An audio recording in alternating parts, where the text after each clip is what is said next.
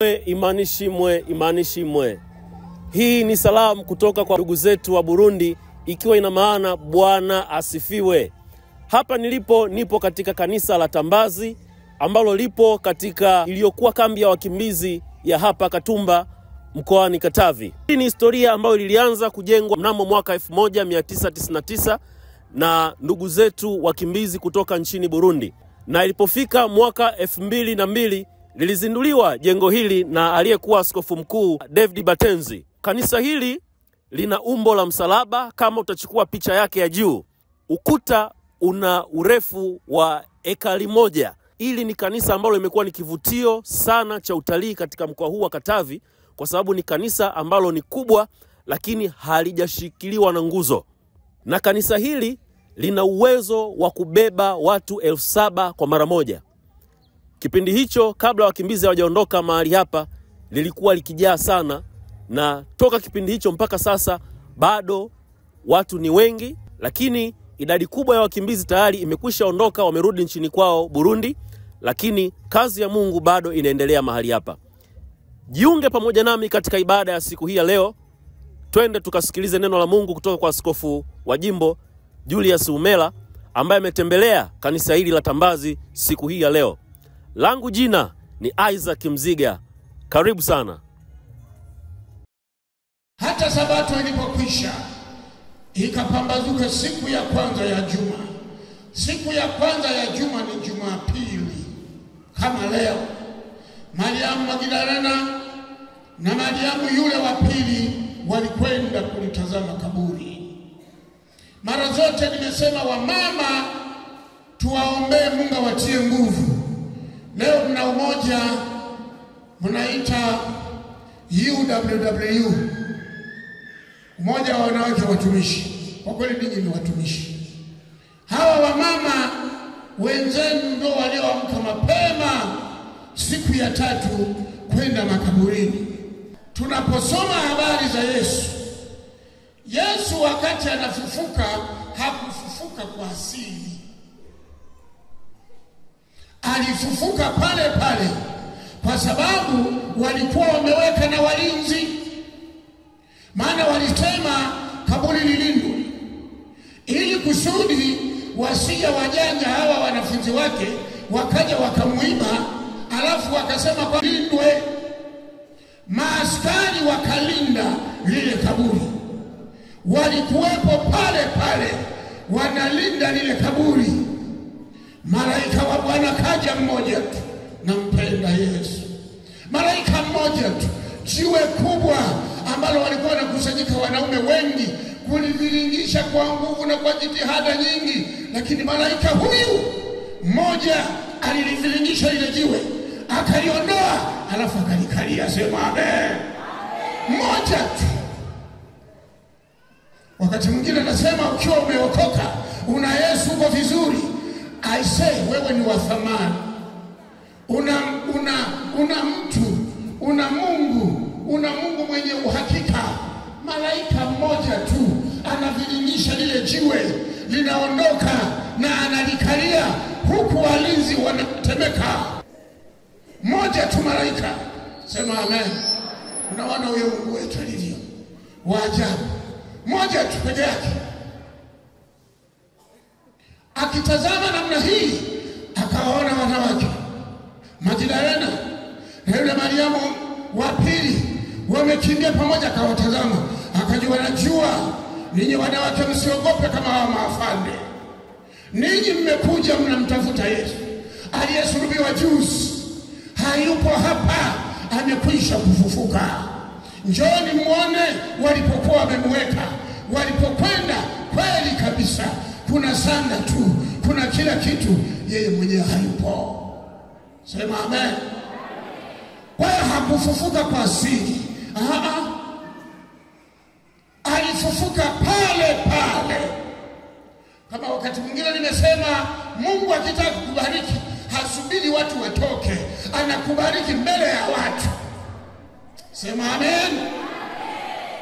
Mpe Bwana maisha, simama pamoja naye. Akiwepo upande wako, wewe umebarikiwa, wewe ni mshindi.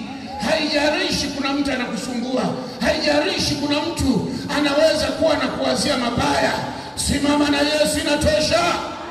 Vita vyetu sio vya damu na nyama. Bwana akiwepo upande wetu, hakuna kinachoweza kuwa juu yetu tena. Bwana ni yeye yule jana, leo na hata milele. Jina la Bwana libarikiwe. Sikia sasa, lile kaburi lilikuwa linalindwa. Hebu soma Mathayo 27 na mstari wake hapo chini, tuangalie 62. Mathayo 66 inaandikwa hivi: wakaenda wakalilinda kaburi salama, kama kulitia lile jiwe na kulitia lile jiwe muhuri pamoja na wale askari walinzi. Kwa hiyo kaburi halikuachwa peke yake kiasi kwamba mtu anaweza kaiba. Ulinzi ulikuwepo, tena ulinzi mkamilifu kabisa. Hapo hapo wakiwepo akafufuka. Sema amen. Kwa hiyo unaweza ukaona vitu kama hivi katika Mathayo 28 unaweza ukaona maandiko hapa 28. Hapa tuanze tukaangalia na mstari wake wa 4. Kwa kuwa walikuwepo maaskari, Biblia inathibitisha, mbele yao wakamwona mwanaume mmoja, malaika wa Bwana, sura yake, mavazi yake yanang'aa. Wakatetemeka sana. Hawakukumbuka kama wana silaha, hawakukumbuka kama wao ni walinzi. Biblia inasema wakaogopa. Kwa kumwona wakaogopa. Wale walinzi wakatetemeka, wakawa kama wafu. Kwa hiyo tukio la kufufuka kwa Bwana Yesu halikuwa la siri, lilikuwa la peupe. Ndio maana hata leo tunapomkiri Yesu Kristo kuwa Bwana na Mwokozi, huwa tunamkiri mchana peupe, kila mtu aone kwamba sasa nimeamua kumpokea Bwana Yesu awe Bwana na Mwokozi wa maisha. Wenye kushangaa washangae, wenye kucheka wacheke, wenye kudhihaki wadhihaki, wenye kunena kila wanachotaka kila mtu afanye. Tunaamuaga peupe, na Yesu alifufuka wazi wazi. Sema amina. Bwana sifiwe. Sasa unaweza ukaona 28:11. Sasa 28:11 mimi nathibitisha.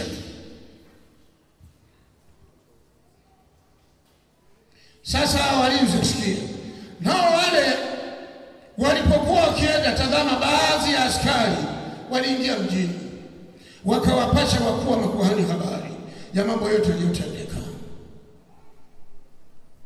Wakakusanyika pamoja na wazee, wakafanya shauri, wakawapa askari fedha nyingi. Hao askari walisema kweli, wakasema, wazee, tuzungumze ule ukweli, yule jamaa amefufuka tena mbele ya macho yetu, tukiwa tunaona hivi. So, hebu semeni polepole, ilikuwaje? Amefufuka kabisa, ametokea mtu pale, sijui kama malaika, na kuambia zote tulitawanyika, tulianguka, tukawa kama wafu. I say amefufuka, tukiwa tunamuona, tumehakikisha. I say huyu Bwana alikuwa ni mwana wa Mungu kweli. Hadharani na askari wanathibitisha. Sasa sikiliza hila. Wakakusanyika pamoja na wazee, wakafanya shauri, wakawapa askari fedha nyingi, yani rushwa, wakisema semeni ya kwamba wanafunzi wake walikuja usiku wakamuiba. Sisi tulipokuwa tumelala. Haiwezekani kulala askari. Askari alale, hiki kitu hakipo. Na neno hili likisikilikana kwa liwali, sisi tutasema naye, nanyi tutawaondolea wasiwasi. Basi wakazitoa zile fedha, wakafanya kama walivyofundishwa, na neno hilo likaenea kati ya Wayahudi hata leo. Lakini ukweli alifufuka, na wale askari wakapewa rushwa ili waseme wanafunzi wake walikuja wakamuiba. Lakini jambo jingine ambalo linanibariki, Yesu aliwatokea watu zaidi ya 40 kuthibitisha hata kama hawa wamesema uongo, hata kama wale wamepokea rushwa, lakini bado aliendelea kuwatokea. Sema amen. Pamoja na wakuu wa makuhani kuficha ukweli, lakini bado Yesu aliwatokea wanafunzi wake ili wapate kusadiki. Injili ya Yohana 20. Injili ya Yohana 20. Sura yake ya 20 na mstari wake tuanze 19. Ikawa jioni siku ile ya kwanza ya juma, pale palipokuwapo wanafunzi, milango imefungwa kwa hofu ya Wayahudi, akaja Yesu akasimama katikati yao, akawaambia, amani iwe kwenu. Milango imefungwa, wamo ndani. Yesu akatokea pale pale live, kila jicho linamuona. Sema amina. Imani uliyo nayo ya kumpa Yesu maisha ni sahihi. Simama hapo hapo, wala usiache. Alifufuka na akawatokea wanafunzi kabisa. Naye akisha kusema hayo, akawaonyesha mikono yake kwa ushahidi na ubavu wake. Basi wale wanafunzi wakafurahi. Basi Yesu akawaambia tena, amani iwe kwenu. Kama Baba alivyonituma mimi, nami nafanyaje? Nawapeleka ninyi. Jina la Bwana libarikiwe. Maneno haya anayazungumza baada ya kufufuka kwake. Sema amen. Asifiwe Yesu. Wapo watu mpaka leo wanasema Wakristo Bwana, tunashindwa kuwaelewa. Wanasema Yesu alifufuka. Utafufukaje Bwana? Mtu akifa Bwana hawezi kufufuka. Mtu akifa Bwana hawezi kufufuka. Yule hakuwa mtu. Hakuwa mtu. Ni mwana wa Mungu. Amen. Kithiolojia tunasema hivi, Yesu Kristo alikuwa mwanadamu 100%. Alafu alikuwa Mungu 100%. Alikuwa na uwezo usio wa kawaida. Ndio maana akisema inakuwa, akikemea jambo linatendeka. Sema amen. Anamwambia mtu aliyechoka miaka 18, pengine miaka 38, je, wataka kupona? Ndio Bwana, jitwike godoro lako, ondoka. Amemaliza. Amen. Sasa Yesu amefanyaje? Kwanza ni siku ya Sabato. Uponyaji hauna Sabato. Uponyaji ni kuweka watu huru.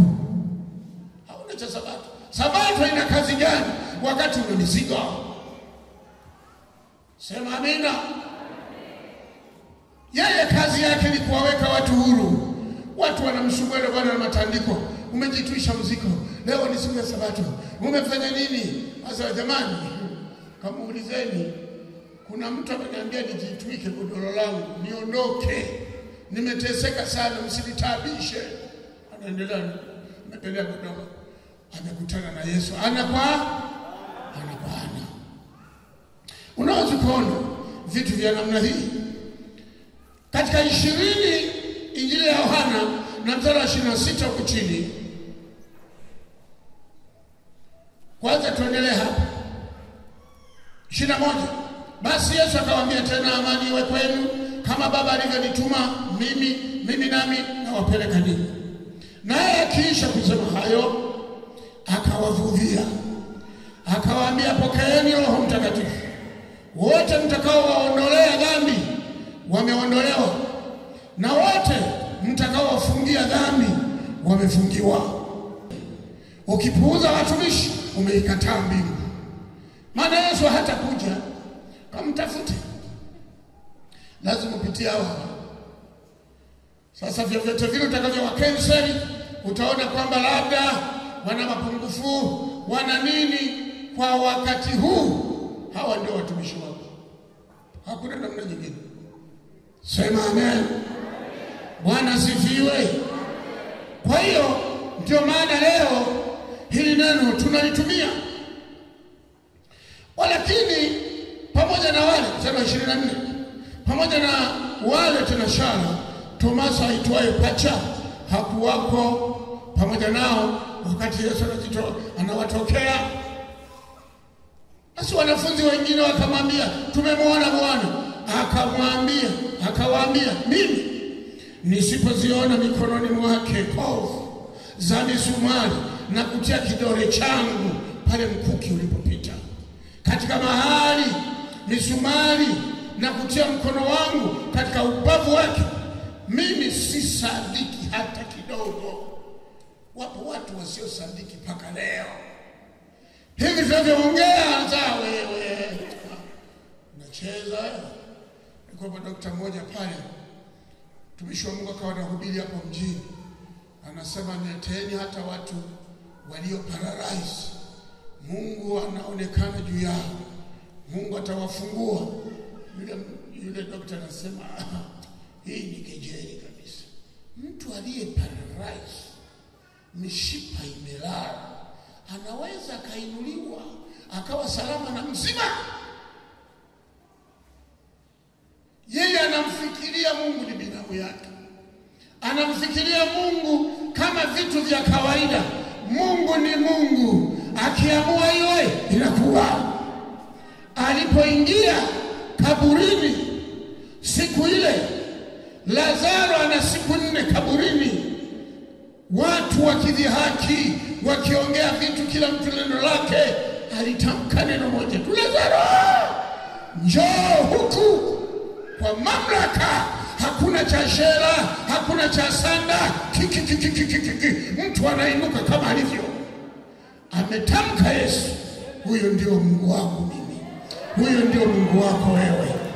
Huyu Mungu wetu sio wa kawaida. Akiwa upande wako uko salama, akiwa upande wako biashara yako iko salama, elimu yako iko salama, ndoa yako iko salama. Yesu akiwapo upande wako, tayari baba uko vizuri. Jina la Bwana libarikiwe. Huyo ndio tunayemhubiri leo. Alikufa akafufuka, ameshinda kifo na mauti, na ameketi kuume kwa Mungu Baba yetu, anatuombea. Muombezi wetu, mkombozi wetu, Yesu Kristo. Kwa hiyo sikiliza 26. Basi baada ya siku 8 wanafunzi wake walikuwako ndani tena, na Tomaso pamoja nao.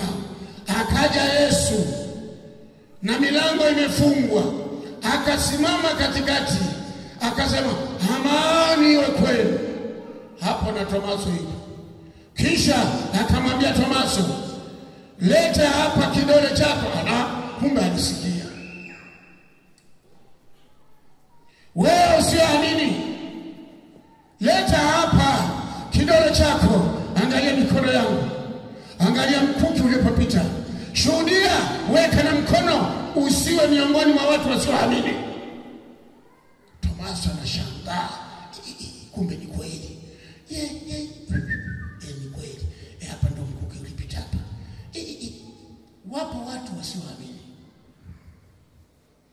Anasemaje?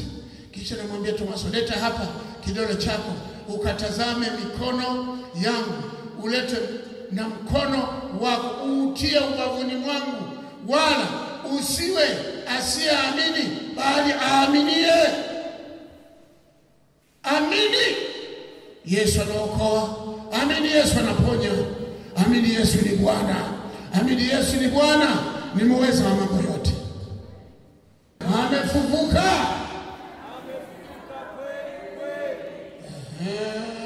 Baada haijakolea. Amefufuka Bwana Yesu. Amefufuka kweli. Umeelewa? Mungu akubariki. Simama kwa miguu yako pale ulipo.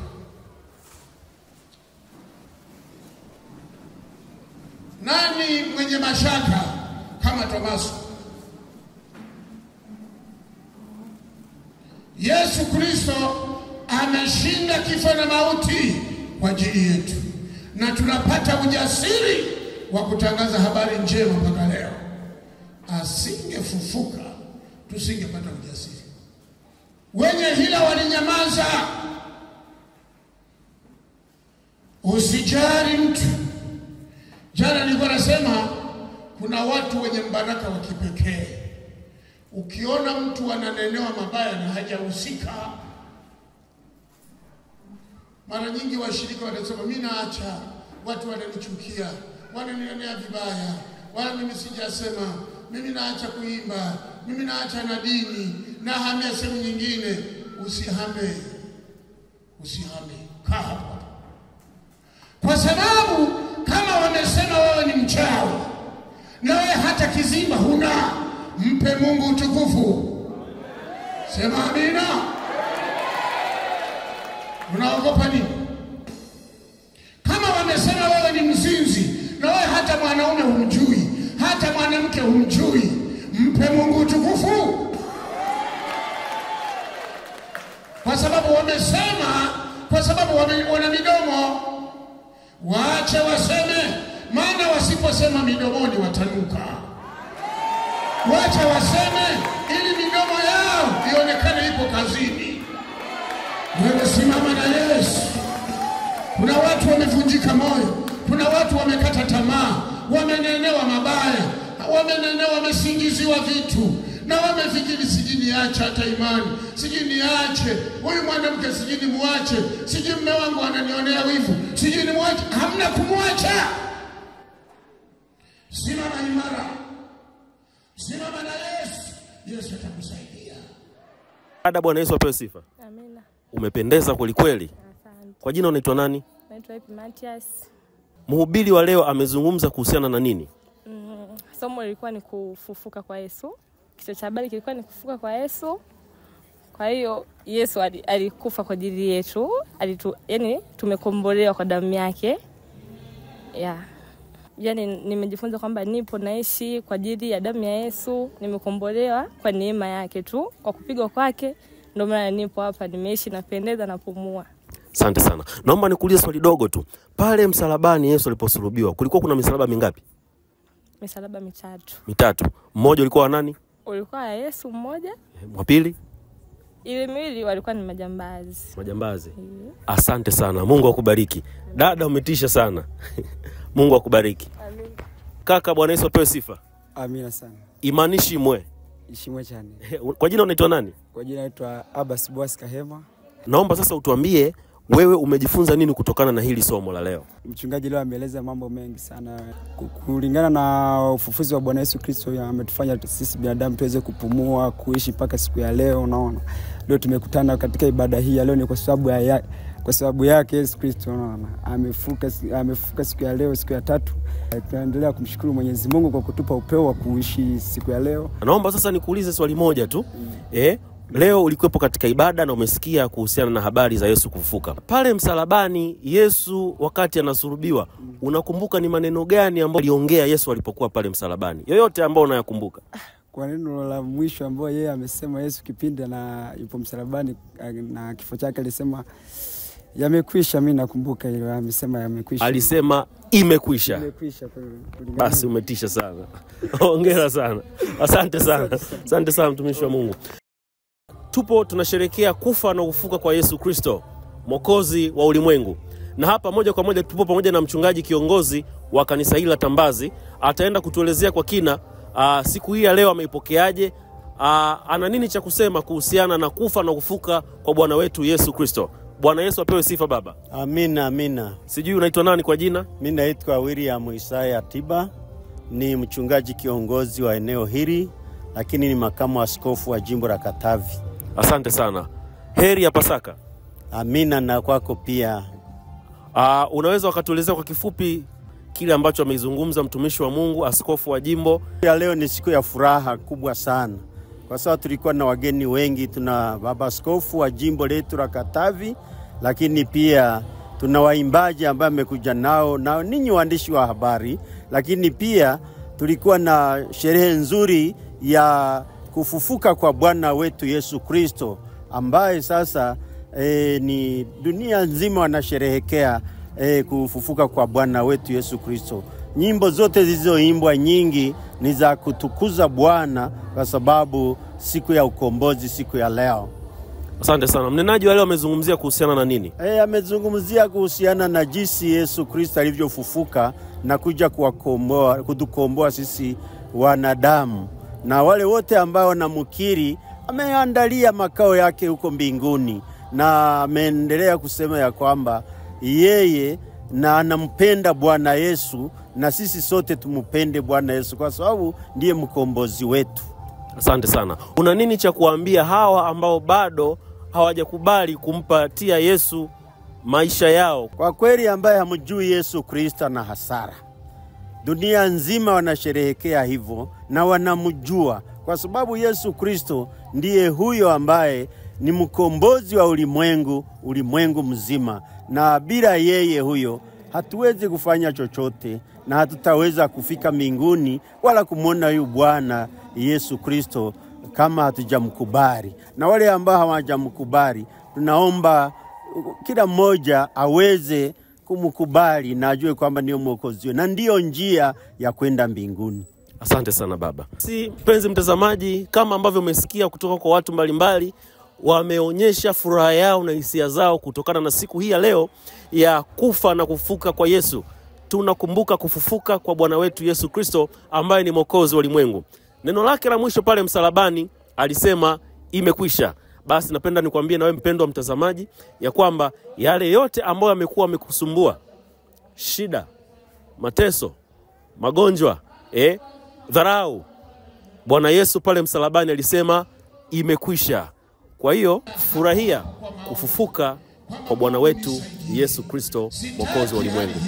Mpaka wakati mwingine, Mungu akubariki sana. Katika jina la Yesu Kristo wa Nazareti, Bwana ninakualika.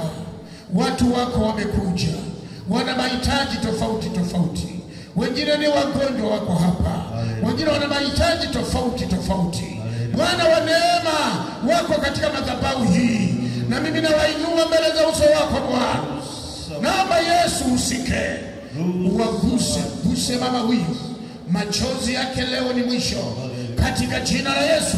Mateso yote leo ni mwisho.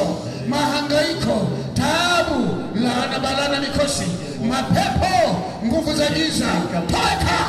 Mwache mama huyu, mwache baba huyu, mwache kijana huyu. Mateso yote haya kwa jina la Yesu. Pokea muujiza wako leo. Bwana amewamba msalabani kwa ajili yako, na kwa sababu hiyo wewe ni mshindi. Magonjwa hayana sababu. Toka, uvimbe toka. Roho ya utasa achia katika jina la Yesu. Roho ya umasikini toka, achia kwa jina la Yesu. Natangaza ushindi katika damu ya Yesu. Mpe kumbatia mtoto mama huyu, machozi yake leo ni mwisho. Natangaza uzima. Maumivu ya mgongo achia kizazi hicho. Ewe pepo, ewe jini, ewe mkuli, mwache mama huyu kwa jina la Yesu. Kwa jina la Yesu achia. Yesu njoo, tamalaki Bwana, shughulika na maisha ya watu wako, takasa watu wako katika jina la Yesu. Tunaomba, tunaamini Bwana umetenda, utatakasa na kusafisha maisha ya watu wako. kwa utukufu wako mwenyewe Yesu, nimeomba na kuamini.